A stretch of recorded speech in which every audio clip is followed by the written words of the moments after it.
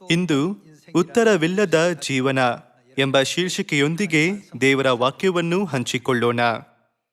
ಜೀವನದ ಅರ್ಥವೇನು, ಈ ಪ್ರಪಂಚದಲ್ಲಿ ಬದುಕುವ ಉದ್ದೇಶವೇನು ಎಂದು ಜನರನ್ನು ಕೇಳಿದಾಗ ಅವರು ನನಗೆ ಗೊತ್ತಿಲ್ಲ, ಜೀವನದ ಬಗ್ಗೆ ಈ ಪ್ರಶ್ನೆಗಳಿಗೆ ಉತ್ತರಗಳು ನಿಜವಾಗಿಯೂ ಯಾರಿಗೂ ತಿಳಿದಿಲ್ಲ ಎಂದು ಉತ್ತರಿಸುತ್ತಾರೆ.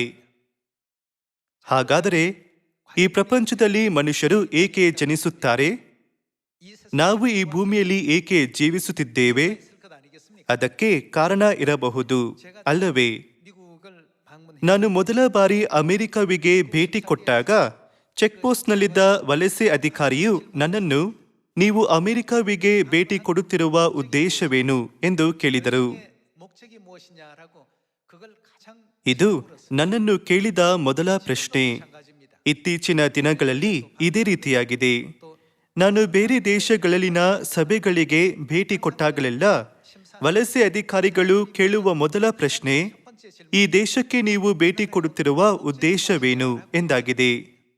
ಸತ್ಯವೇದದಲ್ಲಿ ನಮ್ಮನ್ನು ಭೂಮಿಯ ಮೇಲಿರುವ ಪರದೇಶದವರು ಮತ್ತು ಪ್ರವಾಸಿಗಳು ಎಂದು ಕರೆಯಲಾಗಿದೆ. ಹಾಗಾದರೆ ಈ ಭೂಮಿಗೆ ಬಂದಿರುವ ಉದ್ದೇಶ ಏನಾಗಿದೆ? ಅರ್ಥಪೂರ್ಣ ಜೀವನವನ್ನು ಜೀವಿಸಲು ನಾವು ಇದರ ಉದ್ದೇಶವನ್ನು ಅರ್ಥ ಮಾಡಿಕೊಳ್ಳಬೇಕು. ಆದರೆ ನಾವು ಈ ಭೂಮಿಗೆ ಏಕೆ ಬಂದಿದ್ದೇವೆ ಮತ್ತು ನಾವು ಎಲ್ಲಿಗೆ ಹೋಗುತ್ತಿದ್ದೇವೆ ಎಂಬ ಪ್ರಶ್ನೆಗಳಿಗೆ ಉತ್ತರಗಳು ಯಾರಿಗೂ ತಿಳಿದಿಲ್ಲವಾದ್ದರಿಂದ ನಾವು ಅದೇ ಅರ್ಥಹೀನ ದಿನಚರಿಯ ಮೂಲಕ ಪ್ರತಿದಿನ ಹಾದು ಹೋಗುತ್ತೇವೆ. ಆದರೆ ಸತ್ಯವೇದವು ನಮಗೆ ಉತ್ತರಗಳನ್ನು ಕೊಡುತ್ತದೆ. ನಾವು ಎಲ್ಲಿಂದ ಬಂದಿದ್ದೇವೆ, ನಾವು ಎಲ್ಲಿಗೆ ಹೋಗುತ್ತೇವೆ ಎಂಬ ಪ್ರಶ್ನೆಗಳಿಗೆ ಪರಲೋಕದ ತಂದೆ ತಾಯಿ ನಮಗೆ ಎಲ್ಲ ಉತ್ತರಗಳನ್ನು ಕೊಟ್ಟಿದ್ದಾರೆ. ಈ ಗ್ರಹಕ್ಕೆ ನಮ್ಮ ಭೇಟಿಯು ಸ್ಪಷ್ಟ ಉದ್ದೇಶವನ್ನು ಹೊಂದಿದೆ. ಯಾರಾದರೂ ಮನುಷ್ಯರು ಭೂಮಿಗೆ ಏಕೆ ಬಂದಿದ್ದಾರೆ ಎಂದು ಕೇಳಿದರೆ ನಾವು ಅವರಿಗೆ ಸರಿಯಾದ ಉತ್ತರವನ್ನು ಕೊಡಬೇಕು. ವಲಸೆ ಅಧಿಕಾರಿ ನಿಮ್ಮನ್ನು, ನಿಮ್ಮ ಭೇಟಿಯ ಉದ್ದೇಶವೇನು ಎಂದು ಕೇಳಿದರೆ ನೀವು ಅವರಿಗೆ ಸ್ಪಷ್ಟ ಉತ್ತರವನ್ನು ಕೊಡಬೇಕು. ಇಲ್ಲದಿದ್ದರೆ ನೀವು ಅವರಿಗೆ ಅನುಮಾನಾಸ್ಪದವಾಗಿ ಕಾಣಿಸಬಹುದು. ಹಾಗೆ ಆದರೆ ಹೆಚ್ಚಿನ ತನಿಖೆಗಾಗಿ ನಿಮ್ಮನ್ನು ಮತ್ತೊಂದು ಕೋಣೆಗೆ ಕರೆದೊಯ್ಯಲಾಗುತ್ತದೆ ಮತ್ತು ನಿಮ್ಮ ಭೇಟಿ ಅನುಚಿತವೆಂದು ಪರಿಗಣಿಸಿ ನಿಮ್ಮನ್ನು ಗಡೀಪಾರು ಮಾಡಲಾಗುತ್ತದೆ. ಅದೇ ರೀತಿ ನಮ್ಮ ಜೀವನದ ಕಾರಣ ಮತ್ತು ಉದ್ದೇಶವನ್ನು ಸ್ಪಷ್ಟವಾಗಿ ಅರ್ಥ ಮಾಡಿಕೊಳ್ಳದೆ ಭೂಮಿಯ ಮೇಲಿನ ನಮ್ಮ ಪ್ರಯಾಣಕ್ಕೆ ಸರಿಯಾದ ಗುರಿಗಳನ್ನು ಹೇಗೆ ಹೊಂದಿರಲು ಸಾಧ್ಯ? ಆದರೆ ಬಹುಪಾಲು ಜನರು ಯಾವುದೇ ಗುರಿಗಳಿಲ್ಲದೆ ದಿನನಿತ್ಯ ಸುಮ್ಮನೆ ಬದುಕುತ್ತಾರೆ. ನಮ್ಮ ನಂಬಿಕೆಯ ಜೀವನದಲ್ಲಿ ಸಭದಿನವೆಂದು ನಾವು ಸಭೆಗೆ ಸ್ತುತಿಗೀತೆಗಳನ್ನು ಹಾಡಲು, ಪ್ರಾರ್ಥಿಸಲು ಮತ್ತು ಪ್ರಸಂಗಗಳನ್ನು ಕೇಳಲು ಮಾತ್ರ ಬರಬಾರದು. ಈ ಉತ್ತರಗಳನ್ನು ನಮಗೆ ತಿಳಿಸಲಾಗಿರುವುದರಿಂದ ನಾವು ನಮ್ಮ ನಂಬಿಕೆಯ ಜೀವನದ ಹಾದಿಯಲ್ಲಿ ಸಂತೋಷ ಮತ್ತು ಕೃತಜ್ಞತೆಯಿಂದ ನಡೆಯಬೇಕಲ್ಲವೇ? ಸದಸ್ಯರೇ, ಈ ರೀತಿ ಬದುಕುವ ಅವಕಾಶ ಕೂಡ ಚಿಕ್ಕದ್ದು. ಸತ್ಯವೇದದಲ್ಲಿ ಮಾನವನ ಜೀವನವನ್ನು ಮುಂಜಾನೆ ಕಾಣಿಸಿಕೊಂಡು ಇದ್ದಕ್ಕಿದ್ದಂತೆ ಕಣ್ಮರೆಯಾಗುವ ಮಂಜಿಗೆ ಹೋಲಿಸಲಾಗಿದೆ. ಅದನ್ನು ಹುಲ್ಲು ಮತ್ತು ಹೂವಿನ ಜೀವನದ ದಿನಗಳಿಗೂ ಸಹ ಹೋಲಿಸಲಾಗಿದೆ. ಸದಸ್ಯರೇ, ಚೆರಿ ಹೂವುಗಳು ಎಷ್ಟು ಸಮಯದವರೆಗೆ ಅರಳಿರುತ್ತವೆ ಎಂದು ನೋಡಿದ್ದೀರಾ? ಮರಗಳು 1 ವಾರದವರೆಗೂ ಹೂ ಬಿಟ್ಟು ಸುಂದರವಾಗಿ ಕಾಣುತ್ತವೆ. ನಂತರ ಅರ್ಧದಷ್ಟು ಹೂವುಗಳು ಬಿದ್ದು ಹೋಗುತ್ತವೆ. ಮರುದಿನ ಉಳಿದ ಅರ್ಧ ಹೂವುಗಳು ಬಿದ್ದು ಹೋಗಿ ಕಣ್ಮರೆಯಾಗುತ್ತವೆ. ವರ್ಷದ 365 ದಿನಗಳಲ್ಲಿ ಮರಗಳು ಗರಿಷ್ಠ 2 ವಾರಗಳವರೆಗೆ ಮಾತ್ರ ಹೂ ಬಿಟ್ಟು ಅರಳಿರುತ್ತವೆ ಅಲ್ಲವೇ? ಮಾನವ ಜೀವನವು ನಿಜವಾಗಿಯೂ ಎಷ್ಟು ಚಿಕ್ಕದು ಎಂಬುದರ ಕುರಿತು ಸತ್ಯವೇದವು ನಮಗೆ ಕಲಿಸುತ್ತದೆ. ಆದ್ದರಿಂದಲೇ ನಾವು ಜೀವನದ ಎಲ್ಲ ಉತ್ತರಗಳನ್ನು ಪ್ರಪಂಚದ ಜನರೊಂದಿಗೆ ಹಂಚಿಕೊಳ್ಳಬೇಕು ಮತ್ತು ಅವರನ್ನು ಶಾಶ್ವತ ಪರಲೋಕ ರಾಜ್ಯಕ್ಕೆ ಮುನ್ನಡೆಸಬೇಕು. ದೈಹಿಕ ಲೋಕದ ಜೊತೆಗೆ ಆಧ್ಯಾತ್ಮಿಕ ಲೋಕದ ಬಗ್ಗೆ ಅರ್ಥ ಮಾಡಿಕೊಂಡ ನಂತರ ನಾವು ಅರ್ಥಪೂರ್ಣ ಜೀವನವನ್ನು ಜೀವಿಸಬಹುದು. ಬಹುತೇಕ ಜನರು ನನ್ನ ಜೀವನದ ಬಗ್ಗೆ ಉತ್ತರಗಳೇ ಇಲ್ಲ, ಸೂರ್ಯ ಉದಯಿಸುವುದರಿಂದ ಕಣ್ಣು ತೆರೆಯುತ್ತೇನೆ. ನನಗೆ ಆಹಾರವನ್ನು ನೀಡಲು ಯಾರೂ ಇಲ್ಲದ ಕಾರಣ ಆಹಾರವನ್ನು ಖರೀದಿಸಲು ಕೆಲಸ ಮಾಡಿ ವೇತನವನ್ನು ಗಳಿಸಬೇಕು ಎಂದು ಹೇಳುತ್ತಾರೆ. 60 ಅಥವಾ 70 ವರ್ಷಗಳು ಬದುಕಿದ ನಂತರ ಜನರು, ನಾನು ಈ ಭೂಮಿಗೆ ಏಕೆ ಬಂದೆ, ನನ್ನ ಜೀವನದಲ್ಲಿ ನಾನು ಏನು ಸಾಧಿಸಿದೆ ಎಂದು ತಮ್ಮನ್ನು ತಾವೇ ಕೇಳಿಕೊಂಡಾಗ, ನಾನು ನನ್ನ ಪೂರ್ತಿ ಜೀವನವನ್ನು ಯಾವುದೇ ಉದ್ದೇಶವಿಲ್ಲದೆ ಜೀವಿಸಿದ್ದೇನೆ ಎಂದು ಮುಕ್ತಾಯಗೊಳಿಸುತ್ತಾರೆ. ಜೀವನಕ್ಕೆ ಉತ್ತರಗಳಿಲ್ಲ ಎಂದು ಇದರ ಅರ್ಥವೇ?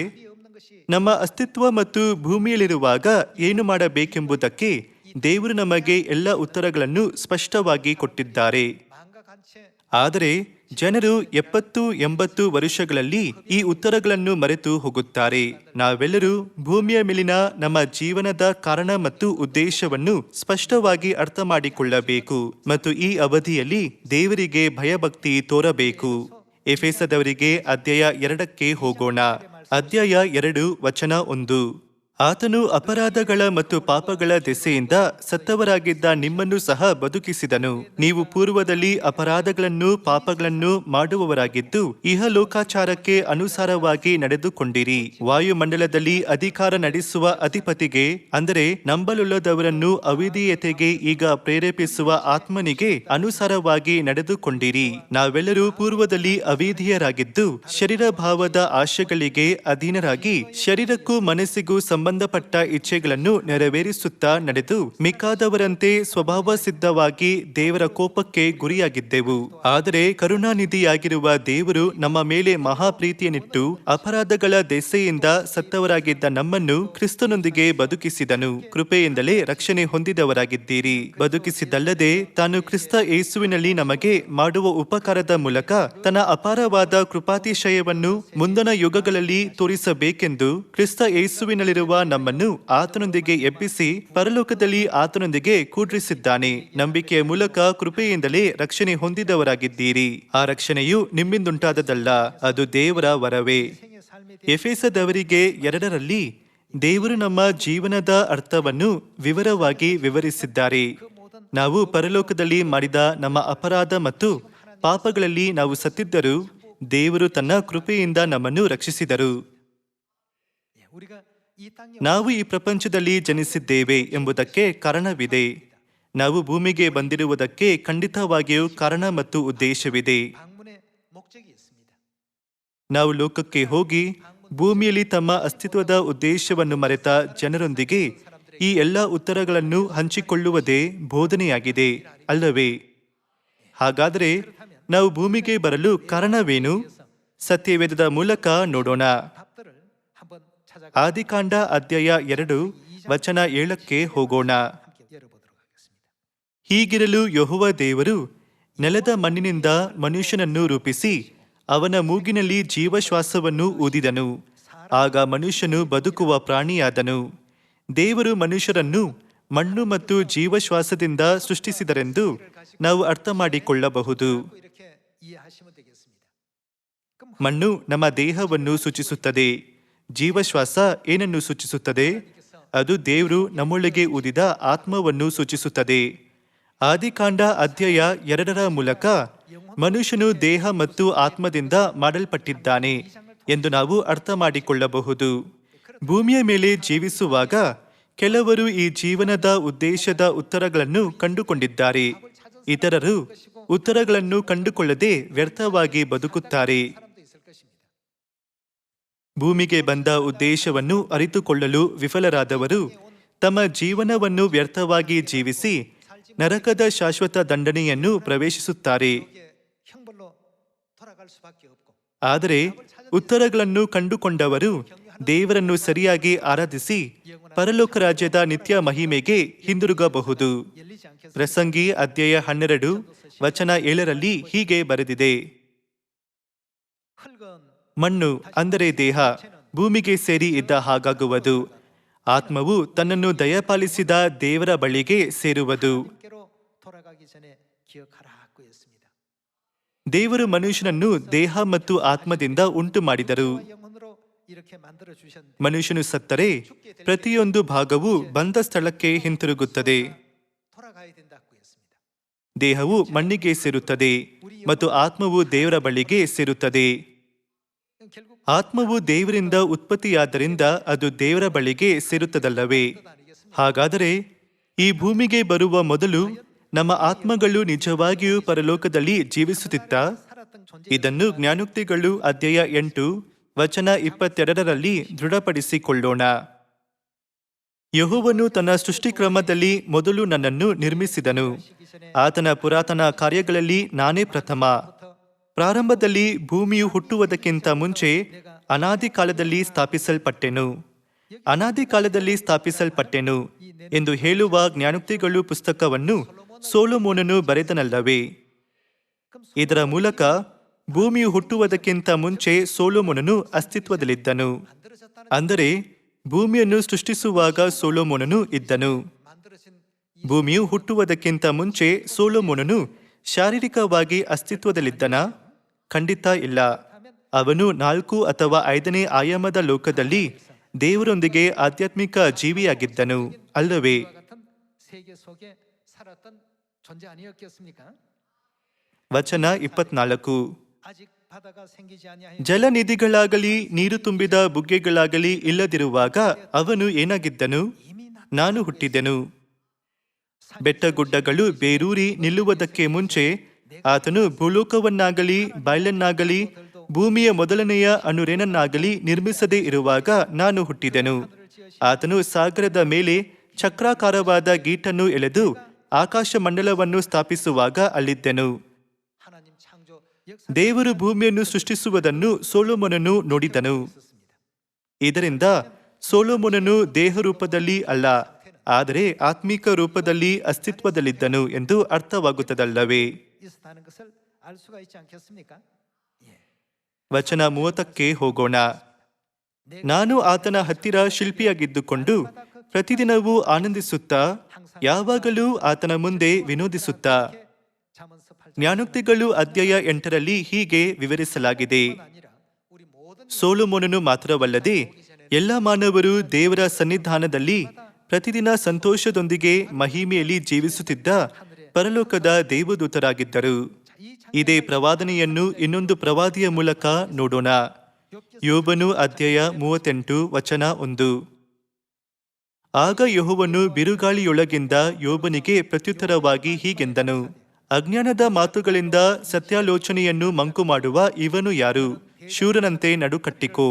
ನಾನು ಪ್ರಶ್ನೆ ಮಾಡುವೆನು, ನೀನೇ ನನಗೆ ಉಪದೇಶಿಸು. ನಾನು ಲೋಕಕ್ಕೆ ಅಸ್ತಿವಾರ ಹಾಕಿದಾಗ ನೀನು ಎಲ್ಲಿದ್ದಿ? ನೀನು ಜ್ಞಾನಿಯಾಗಿದ್ದರೆ ಹೇಳು. 말할지니라고 했습니다. ಇಲ್ಲಿ ನಾನು ಎಂದರೆ ಯೆಹೋವ ದೇವರಲ್ಲವೇ? 뭘 뜻하고 있죠? ನೀನು ಎಂದರೆ ಯಾರು? ಯೋಬನಾಗಿದ್ದಾನೆ. 욥을 가리켜 ಯೋಬನೇ, ನಾನು ಲೋಕಕ್ಕೆ ಅಸ್ತಿವಾರ ಹಾಕಿದಾಗ ನೀನು ಎಲ್ಲಿದ್ದಿ? 창조하실 ನೀನು ಜ್ಞಾನಿಯಾಗಿದ್ದರೆ ಹೇಳು ಎಂದು ದೇವರು ಹೇಳಿದರು. 거든 한번 말해보라고 했습니다. ದೇವರು ಯೋಬನಿಗೆ ಸತ್ಯದ ಬಗ್ಗೆ ಹೇಗೆ ಗ್ರಹಿಕೆ ಕೊಟ್ಟರೆಂದು ಕಾಣುತ್ತದಲ್ಲವೇ?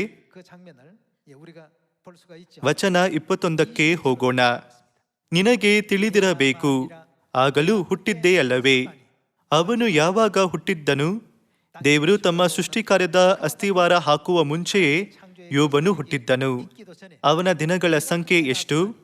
ನಿನ್ನ ದಿನಗಳ ಸಂಖ್ಯೆ ಬಹಳ ದೊಡ್ಡದು. ಇದರ ಅರ್ಥ ಅವನು ಬಹಳ ಹಿಂದೆಯೇ ಜನಿಸಿದ್ದನು ಎಂದಾಗಿದೆ. 이와 같은 내용이 되겠습니다. 그렇다면 ಈ ಭೂಮಿ ಸೃಷ್ಟಿಯಾಗುವ ಮುಂಚೆಯೇ ನಾವೆಲ್ಲರೂ ದೇವರೊಂದಿಗೆ ಪರಲೋಕದಲ್ಲಿದ್ದೆವು.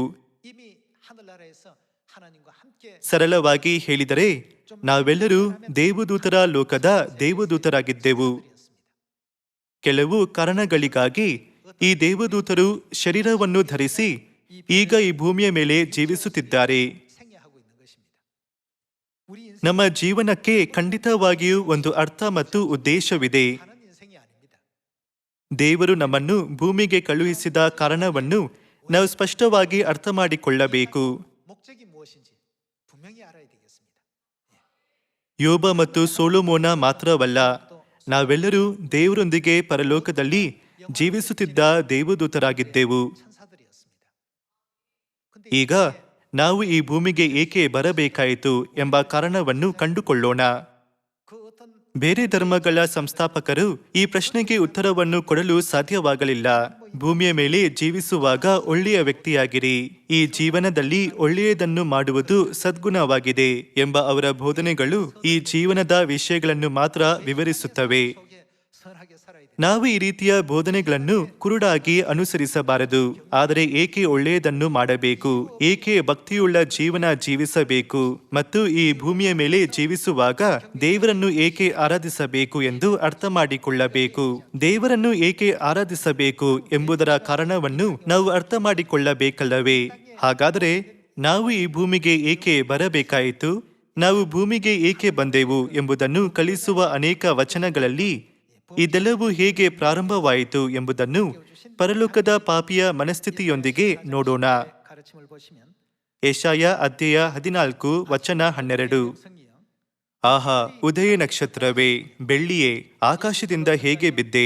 ಜನಾಂಗಗಳನ್ನು ಕೆಡವಿದ ನೀನು ಕಡಿಯಲ್ಪಟ್ಟು ನೆಲಕ್ಕೆ ಉರುಳಿದೆಯಲ್ಲ. ನೀನು ನಿನ್ನ ಮನಸ್ಸಿನಲ್ಲಿ, ನಾನು ಆಕಾಶಕ್ಕೆ ಹತ್ತಿ ಉತ್ತರ ದಿಕ್ಕಿನ ಕಟ್ಟಕಡೆ ಇರುವ ಸುರಗಣ ಪರ್ವತದಲ್ಲಿ ನನ್ನ ಸಿಂಹಾಸನವನ್ನು ದೇವರ ನಕ್ಷತ್ರಗಳಿಗಿಂತ ಮೇಲೆ ಏರಿಸಿ ಆಸೀನನಾಗುವೆನು. ಉನ್ನತ ಮೇಘಮಂಡಲದ ಮೇಲೆ ಏರಿ ಉನ್ನತೋನ್ನತನಿಗೆ ಸರಿಸಮಾನನಾಗುವೆನು ಅಂದುಕೊಂಡಿದ್ದೆಯಲ್ಲ. ಆದರೆ ನೀನು ಪಾತಾಳಕ್ಕೆ, ಅಧೋಲೋಕದ ಅಗಾಧ ಸ್ಥಳಗಳಿಗೆ ತಳ್ಳಲ್ಪಡುತ್ತಿದ್ದಿ. 하나님께서는 ಸತ್ಯವೇದದ ಮೂಲಕ ದೇವರು ನಮಗೆ ಆಧ್ಯಾತ್ಮಿಕ ಲೋಕದಲ್ಲಿದ್ದ ಅಪರಾಧಿಗಳ ಯೋಚನೆಗಳನ್ನು ತೋರಿಸುತ್ತಾರೆ. 지극히 높은 ಉನ್ನತ ಮೇಘಮಂಡಲದ ಮೇಲೆ ಏರಿ ಉನ್ನತೋನ್ನತನಿಗೆ ಸರಿಸಮಾನನಾಗುವೆನು ಎಂದು ಹೇಳುತ್ತದೆ. 다시 말 ದೇವರ ಉನ್ನತ ಸಿಂಹಾಸನವನ್ನು ವಶಪಡಿಸಿಕೊಳ್ಳಲು ಇದು ದೊಡ್ಡ ದಂಗೆಯಾಗಿತ್ತು. 에스겔 28장도 한번 ಯೆಹೆಜ್ಕೇಲನು ಅಧ್ಯಾಯ 28 ನೋಡೋಣ.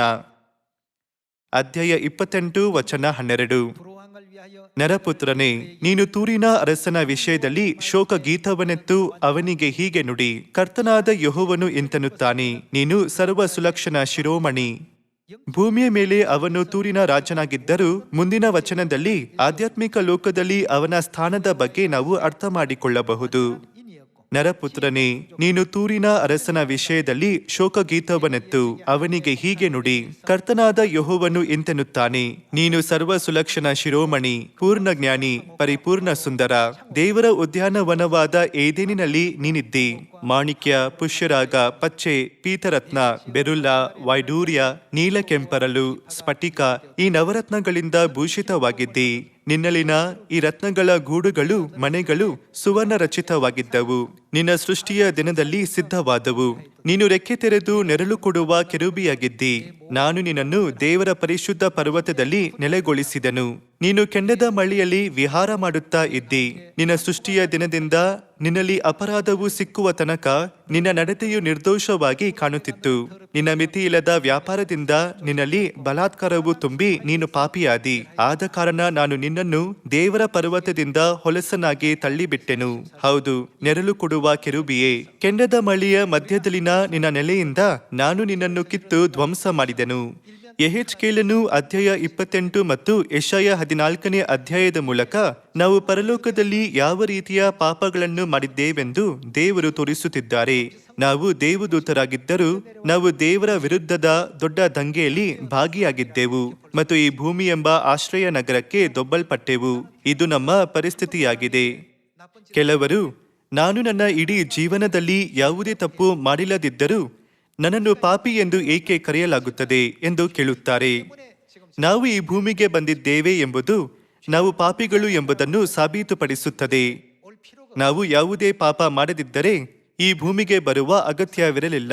예수님께서 잃어버린 자를 ಆದ್ದರಿಂದಲೇ ಯೇಸು, ನಾನು ಕೆಟ್ಟು ಹೋಗಿರುವುದನ್ನು ಹುಡುಕಲು ಬಂದೆನು, ನಾನು ಪಾಪಿಗಳನ್ನು ಹುಡುಕಲು ಬಂದೆನು ಎಂದು ಹೇಳಿದರು. 위해서 우리는 이미 ಈ ವಚನಗಳ ಮೂಲಕ ನಾವು ಪರಲೋಕದಲ್ಲಿ ಪಾಪಗಳನ್ನು ಮಾಡಿ ಈ ಭೂಮಿಗೆ ದೊಬ್ಬಲ್ಪಟ್ಟ ಪಾಪಿಗಳು ಎಂದು ನಾವು ಅರ್ಥ ಮಾಡಿಕೊಳ್ಳಬಹುದು. 그래서 죄인으로서의 회개의 삶을 ಪಾಪಿಗಳಾದ ನಾವು ಈ ಭೂಮಿಯ ಮೇಲೆ ಪಶ್ಚಾತ್ತಾಪದ ಜೀವನವನ್ನು ಜೀವಿಸಬೇಕು. 알려주기 위해서 ಈ ಗ್ರಹಿಕೆಯನ್ನು ನಮಗೆ ಕೊಡಲು ಪರಲೋಕದ ತಂದೆ ತಾಯಿ ಭೂಮಿಗೆ ಬಂದರು. ಅವರು ಹೊಸೊಡಂಬಡಿಕೆಯ ಸತ್ಯದ ದಾರಿಯನ್ನು ತೆರೆದರು ಮತ್ತು ನಮ್ಮ ಪಾಪಗಳು ಕ್ಷಮಿಸಲ್ಪಡಲೆಂದು ಈ ದಿನದವರೆಗೂ ನಮ್ಮನ್ನು ಮುನ್ನಡೆಸುತ್ತಿದ್ದಾರೆ. 하시더라도 ತಂದೆ ಮತ್ತು ತಾಯಿ ನಮ್ಮನ್ನು ಮುನ್ನಡೆಸಿದಲೆಲ್ಲ ನಾವು ಅವರನ್ನು ನಿಷ್ಠೆಯಿಂದ ಹಿಂಬಾಲಿಸುತ್ತಾ ನಿತ್ಯ ಪರಲೋಕ ರಾಜ್ಯವನ್ನು ಪ್ರವೇಶಿಸೋಣ. ಮತ್ತಾಯ ಅಧ್ಯಾಯ 9ಕ್ಕೆ ಹೋಗೋಣ. ಅಧ್ಯಾಯ 9 ವಚನ 13.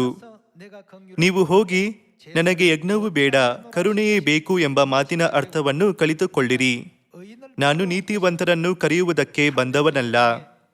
ಯೇಸು ಈ ಭೂಮಿಗೆ ನೀತಿವಂತರನ್ನು ಕರೆಯಲು ಬರಲಿಲ್ಲ. ಯಾರನ್ನು ಕರೆಯಲು ಬಂದರು? 왔다고요. ಪಾಪಿಗಳನ್ನು ಕರೆಯಲು ಬಂದರು. 그것은 찾는 ಕರೆಯುವುದೆಂದರೆ ನೀವು ಯಾರನ್ನಾದರೂ ಹುಡುಕುತ್ತಿದ್ದೀರಿ ಎಂದಾಗಿದೆ. 오셨더라고요. ಅವರು ಪಾಪಿಗಳನ್ನು ಹುಡುಕಲು ಭೂಮಿಗೆ ಬಂದರು. 누가복음 10 ಇದೇ ಬೋಧನೆಯನ್ನು ಲೂಕ 19ನೇ ಅಧ್ಯಾಯದಲ್ಲಿಯೂ ಕೊಡಲಾಗಿದೆ. ಮನುಷ್ಯಕುಮಾರನು ಕೆಟ್ಟು ಹೋಗಿರುವುದನ್ನು ಹುಡುಕಿ ರಕ್ಷಿಸುವುದಕ್ಕೆ ಬಂದನು ಎಂದು ಹೇಳಿದನು. 마태복음 9장에 ಇಲ್ಲಿ ಹೇಳಿರುವ ಕೆಟ್ಟು ಹೋಗಿರುವುದನ್ನು ಮತ್ತು ಮತ್ತಾಯ 9ರಲ್ಲಿ ಹೇಳಿರುವ ಪಾಪಿಗಳನ್ನು ಎಂಬುವುದು ಒಂದೇ ತೊಂದರೆಯಲ್ಲಿರುವ ಜನರಾಗಿದ್ದಾರೆ. ಉದಯ ನಕ್ಷತ್ರ ಮತ್ತು ತೂರಿನ ರಾಜನು ಮಾಡಿದ ಆಧ್ಯಾತ್ಮಿಕ ಅಪರಾಧಗಳು ನಾವು ಪರಲೋಕದಲ್ಲಿ ಮಾಡಿದ ಅದೇ ಆಧ್ಯಾತ್ಮಿಕ ಅಪರಾಧಗಳಾಗಿವೆ. 이 지상으로 쫓겨내려올 수밖에 없었던 ನಮ್ಮ ಘೋರ ಪಾಪಗಳಿಂದಾಗಿ ನಾವು ಪರಲೋಕದಿಂದ ದೊಬ್ಬಲ್ಪಟ್ಟ ದೇವದೂತರುಗಳಾಗಿದ್ದೇವೆ. 1 ಯೋಹಾನನು ಅಧ್ಯಾಯ 1 ವಚನ 8. 죄 없다 하면 스스로를 ನಮ್ಮಲ್ಲಿ ಪಾಪವಿಲ್ಲವೆಂದು ನಾವು ಹೇಳಿದರೆ ನಮ್ಮನ್ನು ನಾವೇ ಮೋಸಪಡಿಸಿಕೊಳ್ಳುತ್ತೇವೆ ಮತ್ತು ಸತ್ಯವೆಂಬುದು ನಮ್ಮಲ್ಲಿಲ್ಲ. ನಮ್ಮ ಪಾಪಗಳನ್ನು ಒಪ್ಪಿಕೊಂಡು ಅರಿಕೆ ಮಾಡಿದರೆ ಆತನು ನಂಬಿಗಸ್ತನೂ ನೀತಿವಂತನೂ ಆಗಿರುವುದರಿಂದ ನಮ್ಮ ಪಾಪಗಳನ್ನು ಕ್ಷಮಿಸಿಬಿಟ್ಟು ಸಕಲ ಅನೀತಿಯನ್ನು ಪರಿಹರಿಸಿ ನಮ್ಮನ್ನು ಶುದ್ಧಿ ಮಾಡುವನು. ನಾವು ಪಾಪ ಮಾಡಲಿಲ್ಲವೆಂದು ಹೇಳಿದರೆ ಆತನನ್ನು ಸುಳ್ಳುಗಾರನನ್ನಾಗಿ ಮಾಡುತ್ತೇವೆ ಮತ್ತು ಆತನ ವಾಕ್ಯವೂ ನಮ್ಮಲ್ಲಿ ಇಲ್ಲ. 우리가 죄인이었다 ನಾವು ನಿಜವಾಗಿಯೂ ಪಾಪಿಗಳು ಎಂಬುದಕ್ಕೆ ಈ ವಾಕ್ಯಗಳು ಸಾಕ್ಷಿ ಕೊಡುತ್ತವೆ. 이런 어떤 이유 때문에 ಈ ಕಾರಣಕ್ಕಾಗಿ ಭೂಮಿಗೆ ದೊಬ್ಬುವುದನ್ನು ಬಿಟ್ಟು ಬೇರೆ ಆಯ್ಕೆ ಇರಲಿಲ್ಲ. 하기 위해서 이 땅에 왔는데 ನಾವು ಮರಣಕ್ಕಾಗಿ ಕಾಯಲು ಈ ಭೂಮಿಗೆ ಬಂದಿದ್ದೇವೆ. ಆದರೆ ತಂದೆ ಮತ್ತು ತಾಯಿ ನಮ್ಮ ಮೇಲೆ ಕರುಣೆ ತೋರಿಸಿ ಶರೀರವನ್ನು ಧರಿಸಿ ನಮಗೆ ಜೀವನದ ಎಲ್ಲ ಉತ್ತರಗಳನ್ನು ತಿಳಿಸಿದರು. 죄 사함의 그 길을 열어 주시기 위해서 이 땅 ಅವರು ನಮಗೆ ಪಾಪಗಳ ಕ್ಷಮೆಯನ್ನು ನೀಡಲು ಬಂದರು. 그렇다면 이렇게 이 땅에 온 우리 하늘 죄인들이 ಈ ಭೂಮಿಗೆ ದೊಬ್ಬಲ್ಪಟ್ಟ ಪಾಪಿಗಳು ತಮ್ಮ ಶಾಶ್ವತ ಮನೆಗೆ ಹಿಂದಿರುಗುವುದು ಹೇಗೆ? 하늘에서 범죄하고 이 지상으로 쫓겨내려온 ನಮ್ಮ ಪಾಪಗಳಿಂದಾಗಿ ನಾವು ಪರಲೋಕದಿಂದ ದೊಬ್ಬಲ್ಪಟ್ಟಿದ್ದೇವೆ. 돌아가려면 ಪಾಪಗಳ ಕ್ಷಮೆ ಇಲ್ಲದೆ ನಾವು ಬಂದ ಮೂಲ ಲೋಕಕ್ಕೆ ಹಿಂದಿರುಗಲು ಸಾಧ್ಯವಿಲ್ಲ. 이제 끝이 나야 되겠죠. 즉죄 ಸರಳವಾಗಿ ಹೇಳಿದರೆ ನಮ್ಮ ಪಾಪಗಳು ಕ್ಷಮಿಸಲ್ಪಡಬೇಕು. 실절의 말씀 ಎಫೆಸದವರಿಗೆ ಅಧ್ಯಾಯ 1 ವಚನ 7 ನೋಡೋಣ. 그리스도 안에서 ಈತನು ನಮಗೋಸ್ಕರ ತನ್ನ ರಕ್ತವನ್ನು ಸುರಿಸಿದ್ದರಿಂದ ನಮ್ಮ ಅಪರಾಧಗಳು ಪರಿಹಾರವಾಗಿ ನಮಗೆ ಬಿಡುಗಡೆಯಾಯಿತು. ಇದು ದೇವರ ಕೃಪಾತಿಶಯವೇ. 누구의 피를 ಈ ವಚನದಲ್ಲಿ ತನ್ನ ರಕ್ತ ಎಂಬುದು ಏನನ್ನು ಸೂಚಿಸುತ್ತದೆ? 우리가 ಯೇಸು ಕ್ರಿಸ್ತರ ರಕ್ತವನ್ನು ಸೂಚಿಸುತ್ತದೆ. ಇದರ ಮೂಲಕ ನಮ್ಮ ಪಾಪಗಳು ಕ್ಷಮಿಸಲ್ಪಡುತ್ತವೆ. 땅의 죄도 ಭೂಮಿಯ ಮೇಲೆ ಅಪರಾಧ ಮಾಡಲು ಸಾಧ್ಯವಿದ್ದರೂ ಈ ವಚನದಲ್ಲಿರುವ ಅಪರಾಧಗಳು ಎಂಬುವುದು ನಾವು ಪರಲೋಕದಲ್ಲಿ ಮಾಡಿದ ಪಾಪಗಳನ್ನು ಸೂಚಿಸುತ್ತವೆ. ನಮ್ಮ ಅಪರಾಧಗಳು ಪರಿಹಾರವಾಯಿತು ಎಂದರೆ ಪಾಪ ಕ್ಷಮೆಯಾಗಿದೆ. 하는 것이 어떤 진리 속 ನಮ್ಮ ಪಾಪಗಳ ಕ್ಷಮೆಗಾಗಿ ಯಾವ ಸತ್ಯವು ಯೇಸು ಕ್ರಿಸ್ತರ ರಕ್ತವನ್ನು ಒಳಗೊಂಡಿದೆ? ನಾವು ಉತ್ತರವನ್ನು ಕಂಡುಹಿಡಿಯೋಣ. 땅의 그 길을 ಪರಲೋಕದಲ್ಲಿರುವ ನಮ್ಮ ನಿತ್ಯ ಮನೆಗೆ ಹಿಂದಿರುಗುವುದು ಉತ್ತರವನ್ನು ತಿಳಿದುಕೊಂಡು ಸರಿಯಾದ ನಂಬಿಕೆಯ ಜೀವನವನ್ನು ನಡೆಸುವುದರ ಮೇಲೆ ನಿಶ್ಚಿತವಾಗಿದೆ ಅಲ್ಲವೇ? ಮತ್ತಾಯ ಅಧ್ಯಾಯ 26 ನೋಡೋಣ. ಅಧ್ಯಾಯ 26 ವಚನ 17. 제자들이 예수 ಹುಳಿಯಿಲ್ಲದ ರೊಟ್ಟಿಯ ಹಬ್ಬದ ಮೊದಲನೆಯ ದಿವಸದಲ್ಲಿ ಶಿಷ್ಯರು ಯೇಸುವಿನ ಬಳಿಗೆ ಬಂದು ಪಸ್ಕದ ಊಟ ಮಾಡುವುದಕ್ಕೆ ನಾವು ನಿನಗೆ ಎಲ್ಲಿ ಸಿದ್ಧ ಮಾಡಬೇಕೆನ್ನುತ್ತಿ ಎಂದು ಕೇಳಲು ಆತನು, ನೀವು ಪಟ್ಟಣದೊಳಕ್ಕೆ ಇಂಥವನ ಬಳಿಗೆ ಹೋಗಿ ಅವನಿಗೆ, ನನ್ನ ಕಾಲ ಸಮೀಪವಾಯಿತು, ನಿನ್ನ ಮನೆಯಲ್ಲಿ ನನ್ನ ಶಿಷ್ಯರ ಸಂಗಡ ಪಸ್ಕ ಹಬ್ಬ ಮಾಡುತ್ತೇನೆಂದು ಬೋಧಕನು ಹೇಳುತ್ತಾನೆ ಎಂಬುದಾಗಿ ಹೇಳಿರಿ ಅಂದನು. ಶಿಷ್ಯರು ಯೇಸು ತಮಗೆ ಅಪ್ಪಣೆ ಕೊಟ್ಟಂತೆ ಮಾಡಿ ಪಸ್ಕಕ್ಕೆ ಸೌರಿಸಿದರು. ವಚನ 26ಕ್ಕೆ ಹೋಗೋಣ. ಅವರು ಊಟ ಮಾಡುತ್ತಿರುವಾಗ ಯೇಸು ರೊಟ್ಟಿಯನ್ನು ತೆಗೆದುಕೊಂಡು ದೇವರ ಸ್ತೋತ್ರ ಮಾಡಿ ಮುರಿದು ಶಿಷ್ಯರಿಗೆ ಕೊಟ್ಟು, ತಕ್ಕೊಳ್ಳಿರಿ, ತಿನ್ನಿರಿ, ಇದು ನನ್ನ ದೇಹ ಅಂದನು. ಆಮೇಲೆ ಪಾತ್ರೆಯನ್ನು ತೆಗೆದುಕೊಂಡು ಸ್ತೋತ್ರ ಮಾಡಿ ಅವರಿಗೆ ಕೊಟ್ಟು, ಇದರಲ್ಲಿರುವುದನ್ನು ಎಲ್ಲರೂ ಕುಡಿಯಿರಿ, ಇದು ನನ್ನ ರಕ್ತ, ಇದು ಒಡಂಬಡಿಕೆಯ ರಕ್ತ, ಇದು ಪಾಪಗಳ ಕ್ಷಮೆಗಾಗಿ ಬಹು ಜನರಿಗೋಸ್ಕರ ಸುರಿಸಲ್ಪಡುವ ರಕ್ತ. 28ನೇ ವಚನದ ಪ್ರಕಾರ ಅವರು ತಮ್ಮ ರಕ್ತದ ಮೂಲಕ ಏನನ್ನು ವಾಗ್ದಾನ ಮಾಡಿದರು? ಯೇಸು ಪಸ್ಕದ ರೊಟ್ಟಿ ಮತ್ತು ದ್ರಾಕ್ಷರಸವನ್ನು ಕೊಡುತ್ತಾ, ಇದು ನನ್ನ ರಕ್ತ, ಇದು ಒಡಂಬಡಿಕೆಯ ರಕ್ತ. ಇದು ಪಾಪಗಳ ಕ್ಷಮೆಗಾಗಿ ಬಹು ಜನರಿಗೋಸ್ಕರ ಸುರಿಸಲ್ಪಡುವ ರಕ್ತ ಎಂದು ಹೇಳಿದರು. 했습니까? ಈ ಒಡಂಬಡಿಕೆಯನ್ನು ಅವರು ಏನೆಂದು ಕರೆದರು? 언약의 피니라고 ಮತ್ತಾಯ ಪುಸ್ತಕದಲ್ಲಿ ಯೇಸು ಇದು ಒಡಂಬಡಿಕೆಯ ನನ್ನ ರಕ್ತ ಎಂದರು. ಆದರೆ ಲೂಕನ ಪುಸ್ತಕದಲ್ಲಿ ಅವರು ಅದನ್ನು ಹೊಸ ಒಡಂಬಡಿಕೆಯ ರಕ್ತ ಎಂದು ಹೇಳಿದರು. 죄 사함을 얻게 하기 위해 ಯೇಸು ನಮಗೆ ಹೊಸ ಒಡಂಬಡಿಕೆಯ ತನ್ನ ರಕ್ತದ ಮೂಲಕ ಪಾಪಗಳ ಕ್ಷಮೆಯಾಗಿ ಪಸ್ಕದ ರೊಟ್ಟಿ ಮತ್ತು ದ್ರಾಕ್ಷರಸವನ್ನು ಕೊಡುತ್ತಿರುವ ಅರ್ಥವನ್ನು ವಿವರಿಸಿದರು. 면서 언약해 주시고 ಅವರು ಹೊಸ ಒಡಂಬಡಿಕೆಯನ್ನು ಸ್ಥಾಪಿಸಿ ಅದನ್ನು ಕೈಕೊಂಡು ನಡೆಯುವವರು ಪಾಪಗಳ ಕ್ಷಮೆಯನ್ನು ಸ್ವೀಕರಿಸುವರು ಎಂಬ ಅಮೂಲ್ಯವಾದ ಬೋಧನೆಯನ್ನು ನಮಗೆ ಕೊಟ್ಟರು. 하늘의 죄 때문에 우리가 이 지구별에 육체 옷을 ನಾವು ಪರಲೋಕದಲ್ಲಿ ಮಾಡಿದ ಪಾಪಗಳಿಂದಾಗಿ ಶರೀರವನ್ನು ಧರಿಸಿ ಈ ಭೂಮಿಯ ಮೇಲೆ ಜೀವಿಸುತ್ತಿದ್ದೇವೆ. 이 죄를 ಈ ಪಾಪಗಳನ್ನು ಹೊತ್ತುಕೊಂಡು ನಾವು ನಮ್ಮ ಆಧ್ಯಾತ್ಮಿಕ ಮನೆಗೆ ಹಿಂತಿರುಗಲು ಸಾಧ್ಯವಿಲ್ಲ. ನಮ್ಮ ಪಾಪಗಳಿಗೆ ಸಂಪೂರ್ಣ ಕ್ಷಮೆ ಸಿಗಬೇಕು.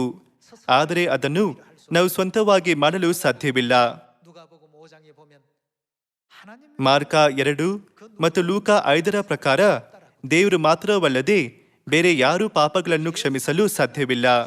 ಹಾಗಾದರೆ ಯಾರಾದರೂ ಕಾಣಿಸಿಕೊಂಡು ಹೊಸೊಡಂಬಡಿಕೆಯ ಸತ್ಯದ ಮೂಲಕ ಮಾನವ ಕುಲದ ಪಾಪಗಳನ್ನು ಕ್ಷಮಿಸಿದರೆ ಅವರು ಯಾರಾಗಿದ್ದಾರೆ? 그럼 새 언약 ದೇವರು. 말미암아서 우리 모든 ಈ ಭೂಮಿಗೆ ಬಂದು ಹೊಸೊಡಂಬಡಿಕೆಯ ಪಸ್ಕದ ಮೂಲಕ ಎಲ್ಲ ಮಾನವ ಕುಲದ ಪಾಪಗಳನ್ನು ಕ್ಷಮಿಸಿದವರು ಯಾರು? 사모님 새 예루살렘 하늘의 ತಂದೆ ಅನ್ಸಾಂಗ್ ರವರು ಮತ್ತು ಪರಲೋಕದ ತಾಯಿ ಹೊಸ ಯೆರೂಸಲೇಮ್ ರವರು ಈ ಭೂಮಿಗೆ ಬಂದು ಪಸ್ಕದ ರೊಟ್ಟಿ ಮತ್ತು ದ್ರಾಕ್ಷರಸವನ್ನು ತಿನ್ನಲು ನಮಗೆ ಅವಕಾಶ ಮಾಡಿಕೊಟ್ಟರು. ಈ ರೀತಿ ಮಹಿಮೆಯ ಮಾರ್ಗವನ್ನು ತೆರೆಯುವ ಮೂಲಕ ದೇವರು ನಮ್ಮೆಲ್ಲರಿಗೂ ಜೀವನದಲ್ಲಿ ಉದ್ದೇಶ ಮತ್ತು ಮಾರ್ಗವನ್ನು ಕೊಟ್ಟರು. 하면 시간이 지나면 다 ಭೂಮಿಯ ಮೇಲಿನ ಎಲ್ಲ ಕಷ್ಟಗಳು ಅಂತಿಮವಾಗಿ ಕೊನೆಗೊಳ್ಳುತ್ತವೆ. 이제 앞으로 창차하고 올 영원한 천국 ಆ ಸಮಯದ ಮುಂಚೆಯೇ ಜೀವನದ ಉದ್ದೇಶವನ್ನು ಕಂಡುಕೊಂಡು ಪರಲೋಕ ರಾಜ್ಯದ ಮಹಿಮೆಯನ್ನು ಪುನಃ ಪಡೆದುಕೊಳ್ಳದಿದ್ದರೆ 우리 모든 인류 인생 ಎಲ್ಲ ಮಾನವ ಕುಲವು ನ್ಯಾಯ ತೀರ್ಪನ್ನು ಎದುರಿಸಿ ಶಾಶ್ವತ ನರಕದ ಯಾತನೆಯನ್ನು ಅನುಭವಿಸುತ್ತದೆ. 그런 안타까운 입장이 되고 말 것입니다. ಆತ್ಮನು ಮತ್ತು ಮದಲಗಿತ್ತಿಯು ನಮ್ಮ ಮೇಲೆ ಕರುಣೆ ತೋರಿಸಿ ಶರೀರದಲ್ಲಿ ಭೂಮಿಗೆ ಬಂದರು. 이 땅에 오셔서 ಅವರು ಇನ್ನು ಚಿಯೂನಿನ ಮಕ್ಕಳನ್ನು ಹುಡುಕುತ್ತಿದ್ದಾರೆ. ಪಶ್ಚಾತ್ತಾಪದಿಂದ ನಾವು ರಕ್ಷಣೆಯನ್ನು ಸ್ವೀಕರಿಸಿ ನಿತ್ಯ ಪರಲೋಕ ರಾಜ್ಯವನ್ನು ಪ್ರವೇಶಿಸೋಣ. ನಾವೆಲ್ಲರೂ ಕಣ್ಮುಂದೆ ಇರುವ ಪರಲೋಕ ರಾಜ್ಯವನ್ನು ಪ್ರವೇಶಿಸಲು ಯೋಗ್ಯವಾದ ಜೀವನವನ್ನು ಜೀವಿಸುವೆವೆಂದು ನಿರೀಕ್ಷಿಸುತ್ತಾ ಇಂದಿನ ಪ್ರಸಂಗವನ್ನು ಮುಗಿಸುತ್ತೇನೆ. ಧನ್ಯವಾದಗಳು.